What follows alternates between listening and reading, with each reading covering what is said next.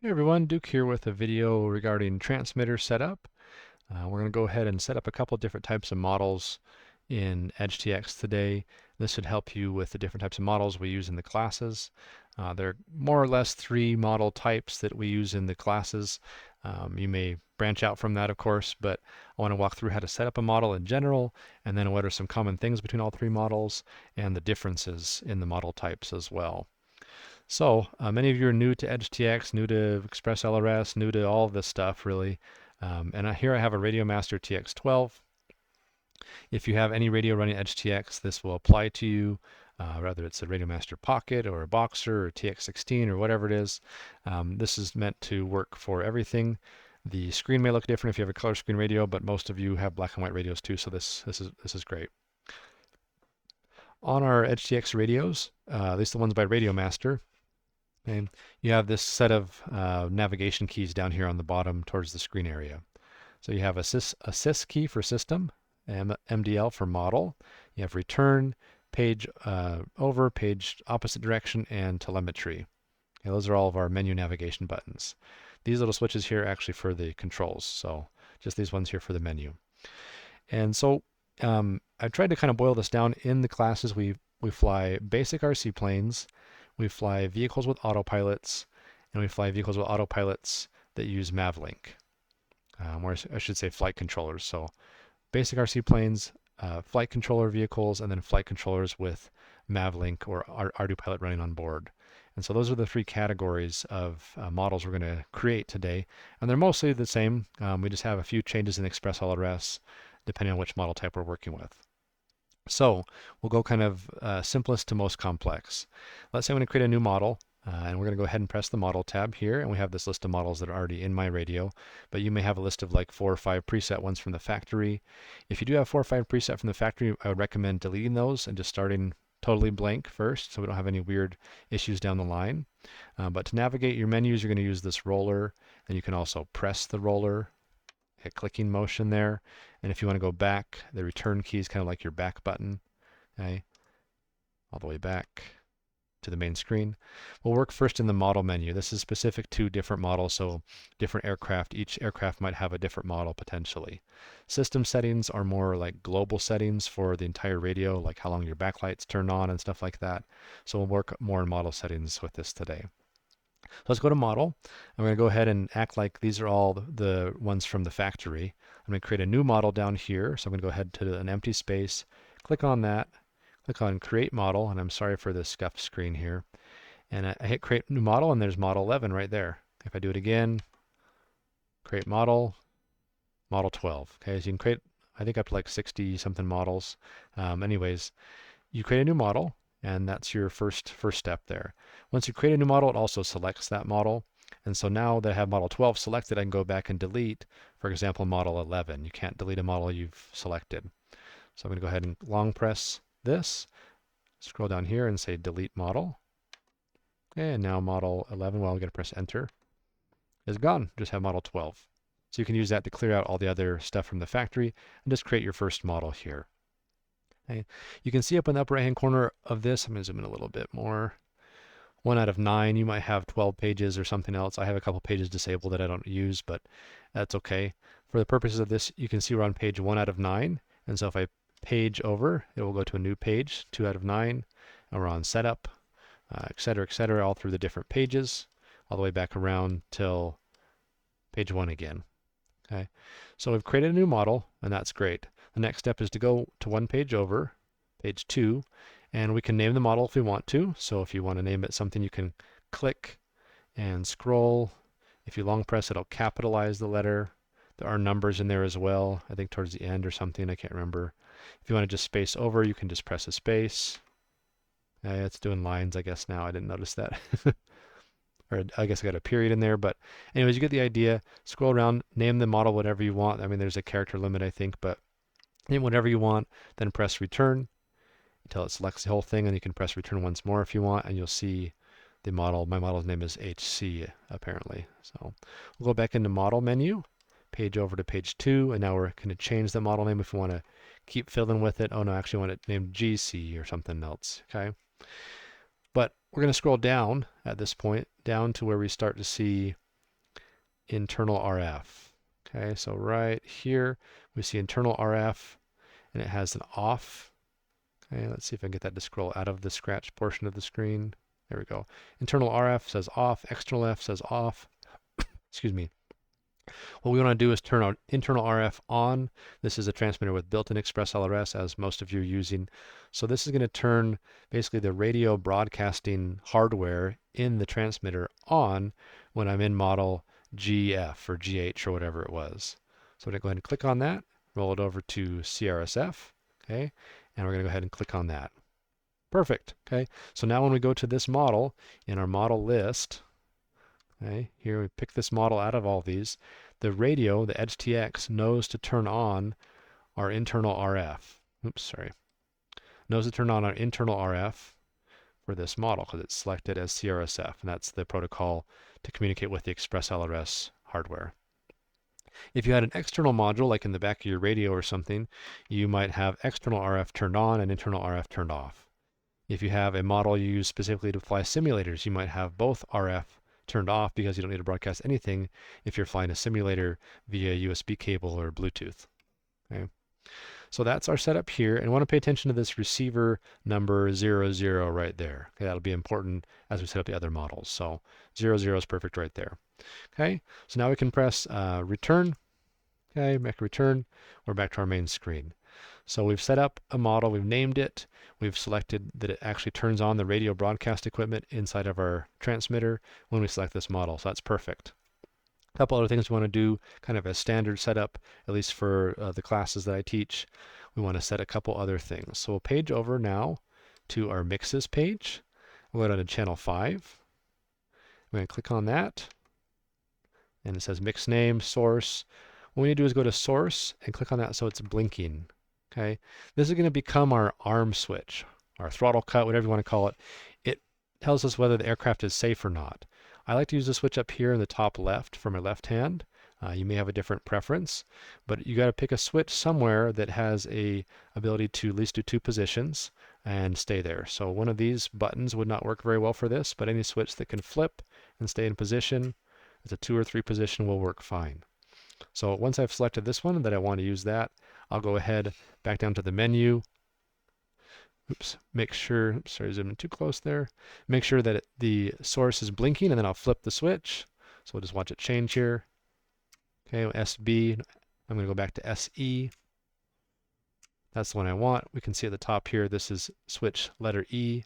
So when I flip that, the radio automatically recognizes that it's SE I want as the source to control this channel. So that means if we return back now, we see SE in channel 5. So what I'm telling the radio is, hey, when I flip the switch, I want you to send the signal for channel 5 to go up and down, or high and low, or however you want to think about that. Okay, so that's one thing we set up there. And that will become your safety switch, essentially. Okay. Now we're going to page over some more to our special functions area here. And this can be a number of ways. One way I'd just like to have students set it up is as a throttle cut, okay, for a regular RC airplane. So in this case, we're just talking about a regular RC airplane, and I'm going to set up a throttle cut. So my special function is going to allow me to have this same switch override my throttle control. As in, when the switch is engaged in whatever position I choose, the throttle won't work. And then when I flip it to the other position, the throttle will work. So it's, again, a safety thing. Okay. So I'm going to click on these 3 hyphens here. And we're going to flip the switch to the position we want it to be safe in. So I'm going to flip it to the default position. Okay. You see that little arrow change. And just so for reference, I'm flipping it toward the back of the transmitter, which is the default position for the radio in general. That's what position it wants you to have when you turn the radio on. Okay, so by default I want it to be safe. So I have the switch in that position. SE is going to perform the special function of overriding channel 1, 0 checkbox. So we're going to go ahead and leave SE, click the scroll wheel there, and then scroll over to override. That is what we want to do, and this special function is an override. We don't want to override channel 1 because our channel order is AETR, aileron, elevator, throttle, rudder. We want to override channel 3, which is our throttle. So we're going to click on that and scroll to channel 3. Okay. And then we're going to go over to the 0, and this is the value we're going to override channel 3 to be when we override it. So you might think 0 is 0 throttle, but it's actually a negative 100 to 100 scale. So you need to click on this 0 and scroll down to negative 100. Select that, and then go over to the checkbox and turn on the special function. Okay, so now it's enabled, now it's working. We can press return, return, all the way back to our main page. We can then page over to this channel monitor thing here. And we can see the channels actively as we're moving the sticks around. So you can see things moving around there, right? And if channel 3, though, our throttle channel, even move our throttle, nothing happens. There's a little OVR right there for override. Okay. If we engage the switch, okay, we're taking it out of safe mode into live mode, or it's armed, it's hot, whatever you want to say there. Now the override goes away, and we move the throttle, we can see that the throttle, in fact, moves. Flip the switch again, override into negative 100. Okay. We also see channel 5 moving here as well, because we set up channel 5 to be controlled by switch SE, which is what we're flipping up here in the corner. Okay. Awesome. Let's go back into the model menu and go page over till we get to the special functions again. Okay. We're going to add one more special function. This is kind of just for fun. You're going to click on this, and you're going to flip the SE switch again into the position where it is enabled or hot or live. So the arrow will be facing the other way. We'll click on that. We'll roll over here. Instead of override, we're just going to play track. Play track. Go over here to these 3 dots or hyphens there, and then roll down to armed. Okay. And then we roll over to the checkbox and select that. And you might hear it. I'm not sure if you'll hear it or not with the microphone, but the radio said armed because the switch is flipped into the armed position. Safe position, armed position. And that's what we do with that special function. Okay. And you can see that it bolds the special function that's in use. So bold on the top, now bold on the bottom. Okay. That corresponds with our override function. All right. Now if we go back over the channel monitor, again, we have the override enacted. When we disable the override or make the throttle armed, we see channel 5 goes high, it's no longer overridden, and the voice said it's armed. Okay. Excellent. That's great. So that was kind of a twofold process. We enabled the throttle cut on channel 3 to override channel 3. We also set up channel 5 because we're flying ExpressLRS, and channel 5 needs to be high when ExpressLRS is flying, and it can be low when it's not flying. That's just a function of ExpressLRS to enable some cool stuff on the radio and receiver sides. So that should take care of a basic RC plane model, which is kind of the first type of model we're using in this little mini series. Okay. The other 2 types are very similar, but there's one key difference, and that's the last thing on this model I'm going to show you right now. Zoom in a little bit more here. So on this model, remember I told you to pay attention to the receiver ID here, this little number, receiver 00. Okay. What this does is it helps you have different ExpressLRS radio settings per model, which is pretty handy when you switch between them. So let's back out to the main screen here and go to our system menu. And we have this tools section, and there's an ExpressLRS script right here in the middle. If I click on that right now, it's going to load up. If it doesn't load, you didn't set up your model correctly. And we can see right now it says armed. Why does it say armed up there? Because my switch is still flipped into the armed position. Okay. If I flip it into the safe position, it no longer says that armed thing, and we just have the normal screen. So yeah, the ExpressLRS knew it was armed because channel 5 was going high. Okay, so on this page we configure some settings for our ExpressLRS actual radio link, and this is an important thing just to be aware of. There are different packet rates in ExpressLRS that basically will send the packets, the digital data packets, different frequencies, different speeds. And so right now here we have 333 hertz. Okay, so that's how fast it's getting sent. If we adjust this, we can go to 250 or 150, or we can go up to 500. Okay, but different packet rates also correspond in ExpressLRS to different amounts of channels that are enabled and things like that that affect what we're flying. So when we're flying a basic RC plane that has no flight controller, the 333 hertz full mode is a decent option, as well as the switch mode down here that says 8 channel. And again, I'm sorry for that scuff. It makes it really hard to see. We have 8 channel and 333 hertz full. Okay, so these are the ExpressLRS settings I would recommend for a basic RC plane. Works just fine. Okay, and these are currently the settings for the model ID of 00. Okay, so that works great. When we make a new model in just a second, we're going to assign a different receiver ID, and that will link it to different settings in here. That way you don't have to go in here every time you change a model and adjust the settings to be appropriate for your model in here. You can just pick whichever model you want, okay, whether it's a Autopilot vehicle or Betaflight or whatever, and you select that model, and then it will automatically change the settings in ExpressLRS to be whatever you want them to be for that specific model. Okay, so just so we have for reference, my model number 00 is 333 Hertz full, 8-channel mode. Okay, let's continue on. I think it'll make more sense as we go a little bit. We go back to our main page. Now we're going to set up a Betaflight model, so a flight controller, but not using Mavlink, so just that type of aircraft. If you're taking the FPV class, this would be for you. Okay, so we'll start over here. We'll start a new model. Okay, actually, I'm just going to copy this model, honestly. This is a nice trick. You can take the model you just made. We're going to long press and say copy model. Great. I'll put the copy right down here below it. Okay. Now we have two models named the same thing with all those base settings already set up. Excellent. That's what we want. Excuse me. We're going to go ahead and select 13. Okay, by long pressing here and say select model. Now that one's the active one. I'm going to page over and name it something different. So just because we're using Betaflight, I'm going to call it BC. I'm not going to go through the whole naming thing of getting Betaflight in there, but you can differentiate now. This is our Betaflight model. Okay, and now we're going to go down to the internal RF section. Whoops, went too far back, sorry. Page number 2, into the internal RF section. And instead of receiver 00, we're going to go ahead and select receiver, receiver 01. Okay, that's what we want to select next. And you see when I selected that, I don't know if you saw that, but once it selected that, it changed the status right there. So if I go back to 00, it goes to 333 Hertz. That's really hard to see. Let's see if I zoom in a little bit more. Okay.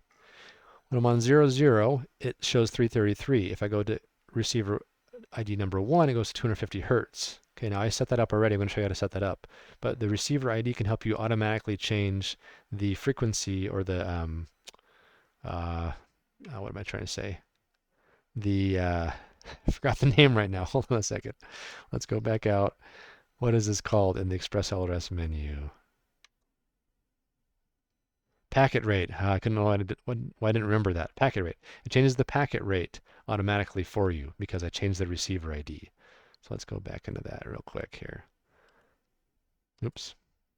So once you look at this again here, okay, so receiver ID changed to 1, now we're on 250 Hertz. Okay. Everything else in this model is exactly the same. All I did was change the receiver ID and the name. Okay, and that's fine because that's all we really need for right now. Let's go ahead and page over. We can see our mixes. It still has channel 5 assigned to switch SE. This is our arm disarm switch. And then we have the special functions of saying armed and stuff as well. Okay, that works great. Now if you're flying a Betaflight quad, you don't necessarily need a throttle cut to actually cut the throttle for you. That might mess you up when you're trying to set things up in Betaflight, but it doesn't hurt as far as I know either. So you could either delete this first special function and just leave the play track option, or you could leave it in there for now as well. That's fine as far as I know. Okay, so we'll leave those in there, or if you want to delete them, you can just long press and say delete. Okay. Once you start flying with flight controllers, though, you may want to add other switches and things for other channels. So other things up here like flight modes or things like that. Okay. And so to do that, you do the same process as we did for channel 5. You're just going to go to your model page, page over, okay, and go to your mixes page. And you can say, oh, channel 6, this is going to be my flight mode channel, for example. I'll go to the source and I say, I want to put my flight modes beyond this switch right here. So I'll flip this and it should change to SC. There we go. And now channel 6 is controlled by SC. So we can just press return, return, return, all the way back. And if we go to that channel monitor we looked at earlier, now if I flip this switch up here, we get channel 6 in the middle position. So you have, potentially 3 different flight modes there. And that can be used for really anything you want. In Betaflight, you just assign the switch to a channel, and then in Betaflight, you assign the channel to do something like angle mode or black box or whatever you want to do. Okay, and let's go back here. Okay, so there's our basic Betaflight setup. Like I said, pretty much the same as the first thing there, but the main difference is we want to set our ExpressLRS to be a different packet rate. Okay, and so by being in the model right now, so in model Betaflight, I can then adjust the packet rate to whatever I want. Let's say I want to fly my Betaflight quads on 150 hertz. Okay, so it's adjusted to 150 now. Everything else here can be left typically just as it is by default. And now whenever I go to this model, it will automatically change the ExpressLRS settings to be 150 hertz. If we go back into that page, this page over here, let's see, now it's updated to be 150 hertz right there, just like I changed. So again, if I change back to model receiver 00, 00, 333, 01, 150. Perfect. Okay. Let's go back here and zoom out a little bit. Last one here is similar, but with one difference in ExpressLRS setup. We'll go over together. So we're going to go ahead and go to our model again. We're going to copy the model again. Okay, copy model. Okay, now I have a new model number 14. I'm going to go ahead and select that model. Then we'll page over, and we're going to go ahead and name this ArduPilot or Mavlink or something like that. I'm just going to put an A for ArduPilot, and so we'll return, and then we'll scroll down to the receiver ID here, and we'll go ahead and set this to receiver number 2. Okay, there we go. And receiver number 2 is showing 333 hertz as well. That's for a different reason than it was before, if that makes sense. So that's okay that it shows that. What we're going to look at now is we're going to return out, because everything else is already the same from Betaflight. We already have an ARM switch. We already have all the other stuff.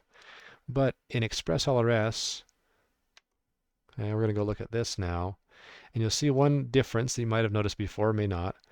I didn't focus on it too much, but our link mode is set up to be Mavlink. Okay, and our switch mode is 16 channel rate divided by 2. Okay, so that's different than our other 333 hertz full model setting. Let's go back and forth between those a little bit. If we go back, long press return. Let's say I go back, select my basic RC plane model. Okay, and we'll go to our ExpressLRS settings. We have 333 hertz, but we have 8 channel and normal link mode. Okay, that's what we want for our basic RC plane. Works pretty well. You can adjust these as you need to or see fit or whatever. Okay, but 8 channel works well and normal link mode's fine. But in our recently created ArduPilot model, back in the settings here, we have 333 hertz full, but then we have 16 channel rate divided by 2. Okay. And then we have Mavlink as the link mode. Okay, normal, not normal, we want Mavlink. Okay. So that'll be important for your ArduPilot vehicles, whereas the other one is for like Betaflight vehicles, we could say, or maybe iNav or something. And then we have our basic RC plane that doesn't have a flight controller at all. So those 3 models are, I think, a decent representation of the different types of models you used in the classes we have, and can get you started from there. And you can, of course, tweak things and adjust things as you need. EdgeTX is really powerful and allows you to do a lot of different cool things with your radio that other radios don't let you do. Okay, as far as that goes, I think that's it. I will have a separate video about how to actually set up ExpressLRS with Mavlink. I'm not covering that in this video, just covering the basic transmitter side stuff. So, thanks.